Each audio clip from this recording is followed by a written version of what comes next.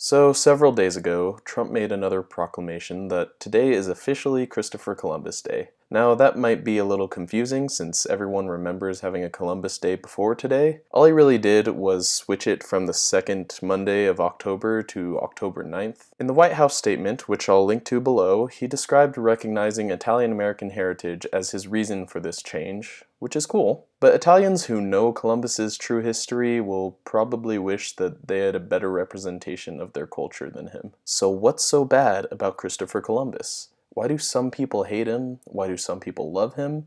Is Columbus Day an issue of historical preservation, respect, ignorance? Let's talk about this and share some thoughts. I'll go first.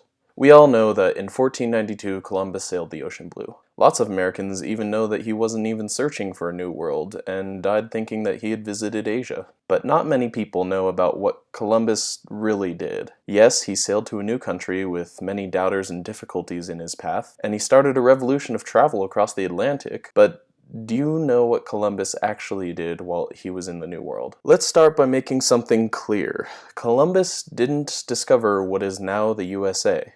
Technically, John Cabot was the first European to discover the East Coast, and the Americas are named after Amerigo Vespucci, an actual Italian explorer sailing under the Italian flag, who proved Columbus wrong about the New World. Also, Leif Erikson found Canada way before that, so nice job, SpongeBob. And the natives living there probably discovered it way back when they decided to live there. Point is, what Columbus discovered was a sea route across the Atlantic to a new world. When he landed in his first destination, the Bahamas, he noted how generous and gentle the native people, or the Taino, were. You've probably never met one of the gentle Taino people, since Columbus and his crew enslaved or committed genocide on every Taino they came into contact with. The goal of Columbus's voyage was in part to spread the Catholic faith to all the people that he found, but in his diary he said, "They were well built, with good bodies and handsome features. They do not bear arms, and do not know them. They would make fine servants. With 50 men we could subjugate them all and make them do whatever we want." Now, I'm not Catholic, but I'm pretty sure that's not what you do with your parish. Let's break it down.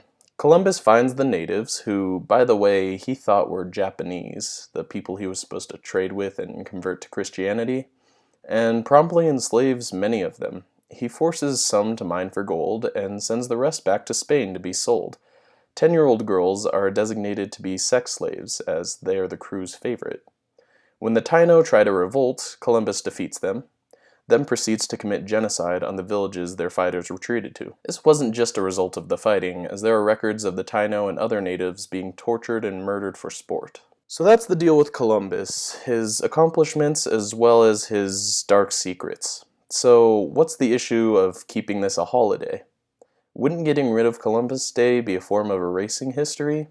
Well, as I see it, the problem isn't so much the existence of the holiday as much as it is the celebration of it. In the White House statement, Americans should observe this day with appropriate and ceremonious activities, and I doubt he meant holding vigils for the lives and cultures lost to Columbus's hand. The issue with having a National Columbus Day is celebrating the man rather than the achievement.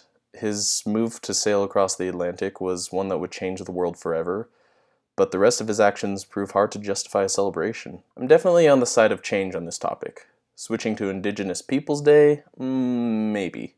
The issue with that is that it undermines the past of the United States and of European exploration, however inspiring or ruthless that may be. I think an Indigenous Peoples Day or even month is in order, but not on the grave of Columbus Day. Instead, I think Columbus Day should be exchanged for an exploration day of some sort. There we can educate ourselves on the accomplishments of not just Columbus, but of history's other explorers too, as well as their flaws.